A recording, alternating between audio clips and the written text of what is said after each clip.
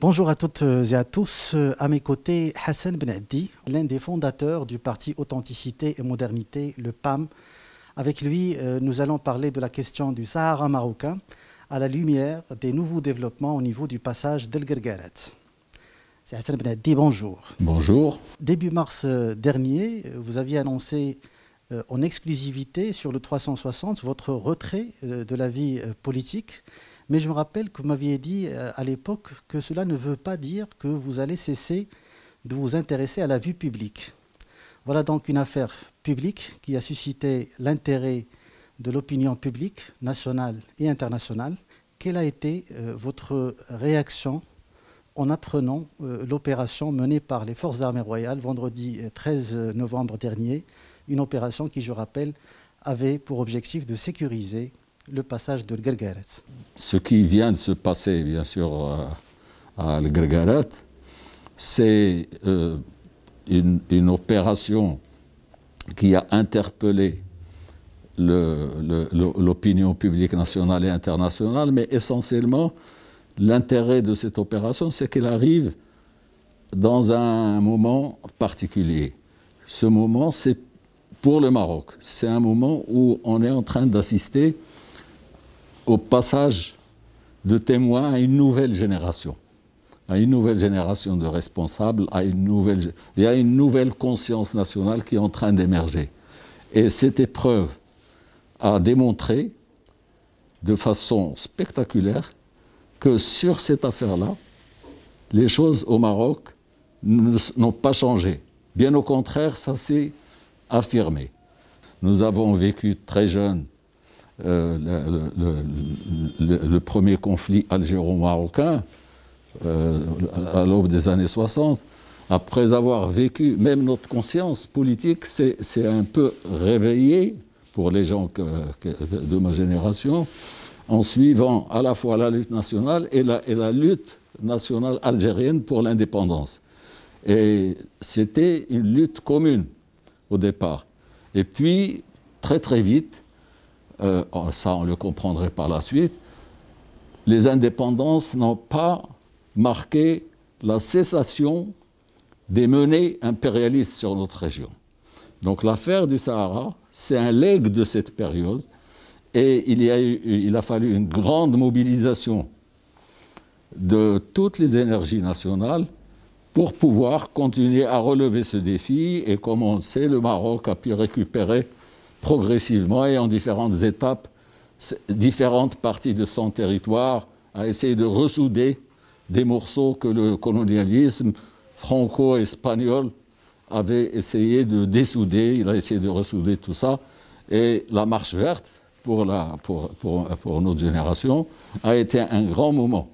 Alors, cette affaire de Guerguerat, au-delà de tout ce qui est des motifs de satisfaction, parce qu'on a vu la manière dont les forces armées royales ont pu résoudre le problème ou dénouer une crise qu'on a voulu créer à un moment donné, pour des raisons que tout le monde comprend, comment l'armée royale a pu sur le terrain faire ça. Au-delà de ça, ce qui est important, c'est l'engouement de la nouvelle génération et sa mobilisation autour de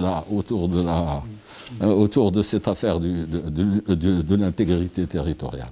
Alors, si Hassan Benaddi, il y a 45 ans, vous avez accompagné de près la Marche verte.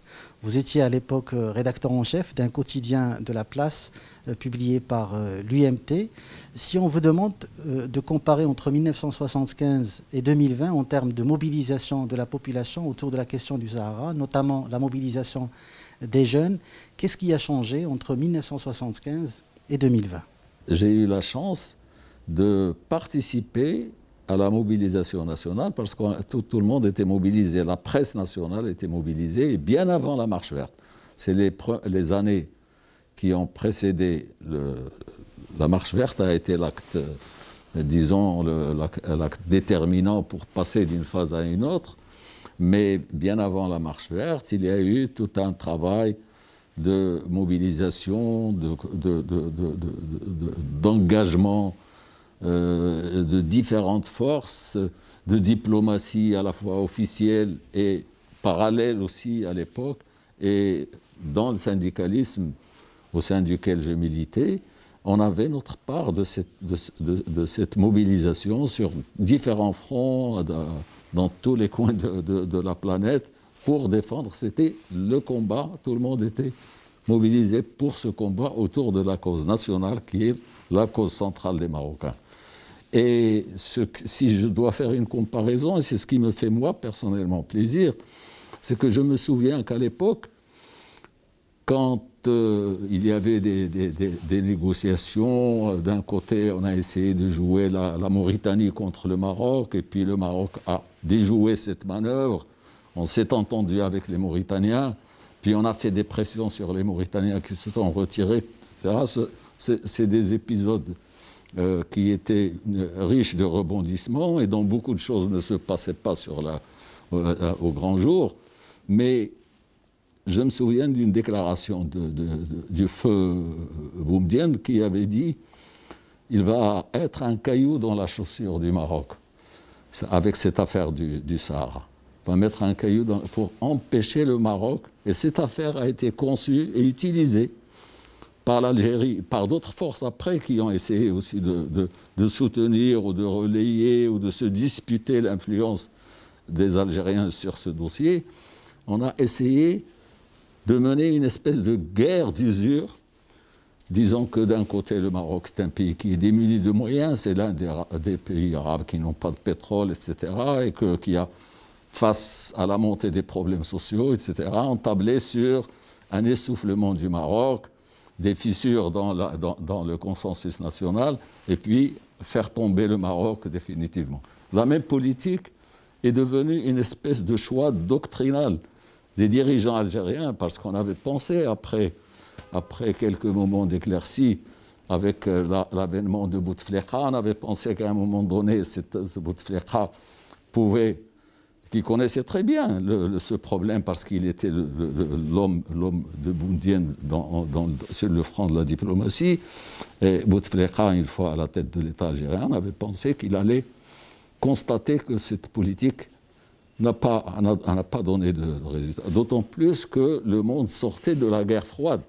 Il venait, lui, parce que cette affaire du Sahara, il ne faut jamais oublier que le soubassement qui avait encouragé les convoitises algériennes, c'est qu'on a pu faire un habillage idéologique, opposer une démocratie populaire, démocratique, etc., algérienne, à une monarchie archaïque, féodale, etc. C'était la doctrine.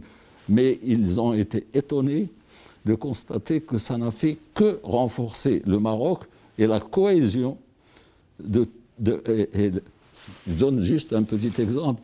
Il y avait beaucoup d'opposants marocains qui se trouvaient en Algérie.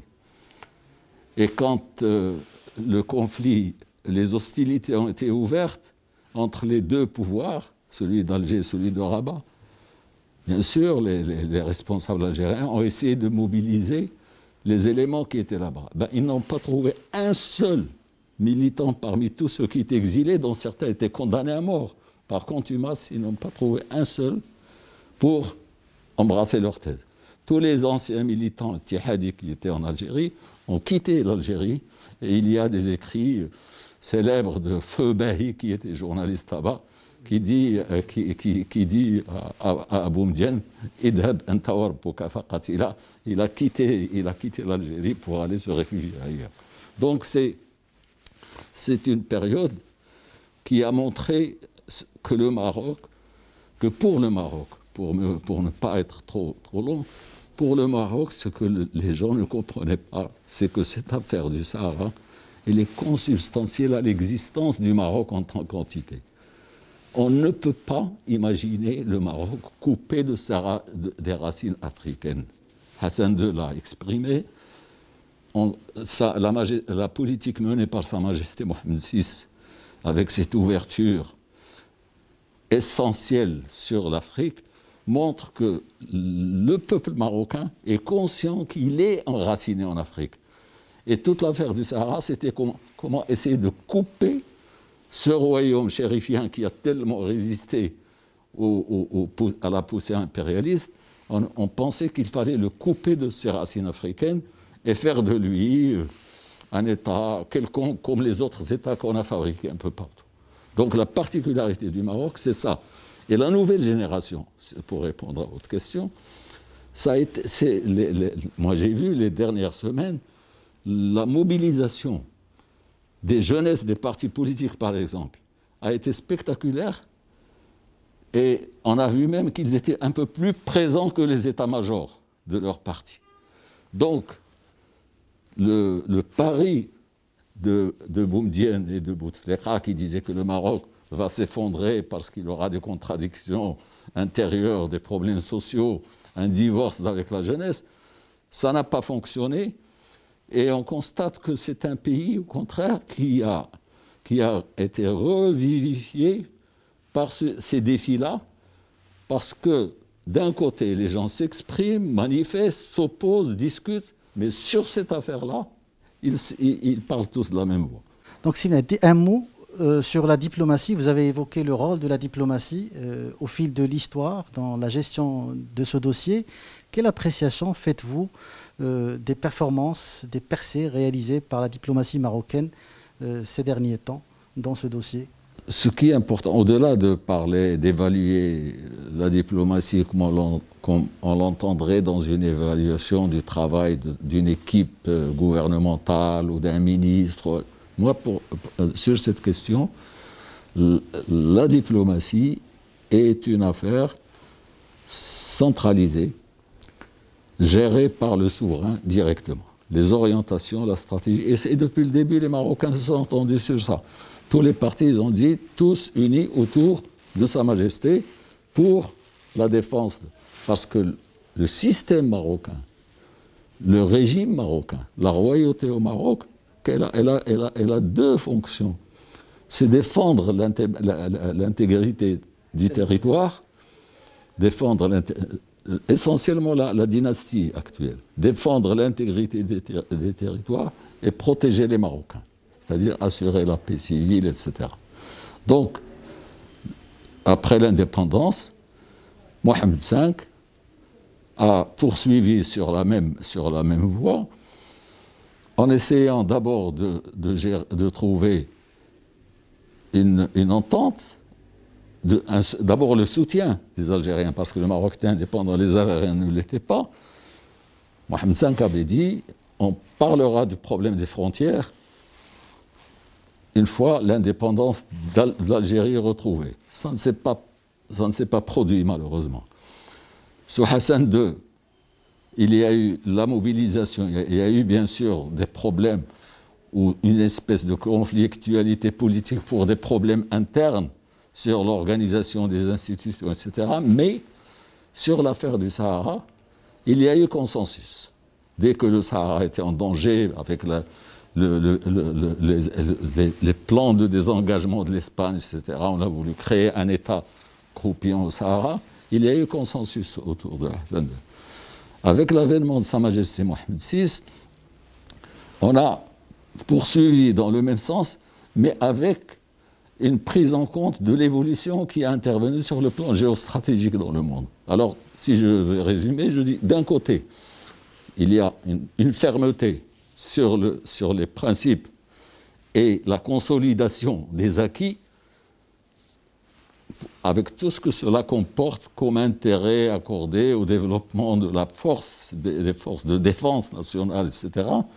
Mais d'un autre côté, une posture proactive de main tendue et ouverte sur l'avenir, vis-à-vis des voisins algériens. On se souvient du discours d'il y a 2 ans, de Sa Majesté, qui a dit que nous tendons la main à l'Algérie, nous respectons totalement nos voisins algériens, nous ne nous ingérons pas dans leurs affaires, etc. Et nous tendons la main pour construire ensemble l'avenir commun. Pour les séparatistes, il y a eu l'offre d'une solution pour que les gens puissent sortir sans perdre la face, c'est-à-dire une autonomie avancée sous la souveraineté du Maroc, mais la souveraineté du Maroc n'était pas négociable. Donc cette position proactive, elle a l'intérêt de rester ferme, de respecter la légalité internationale et de ne jamais insulter l'avenir. C'est ça le plus important, de ne jamais insulter l'avenir. Bien sûr, il y aura des forces occultes, il y aura de la délinquance politique dans notre entourage, où il y a des gens qui vont jouer l'aventurisme, et même parfois ils vont jouer le terrorisme, ça viendra parce que de toute manière, l'une des voies qui s'offrent devant cette organisation séparatiste en déliquescence, c'est de s'engager dans l'aventurisme qui va en faire carrément une espèce d'association délinquante et hors la loi.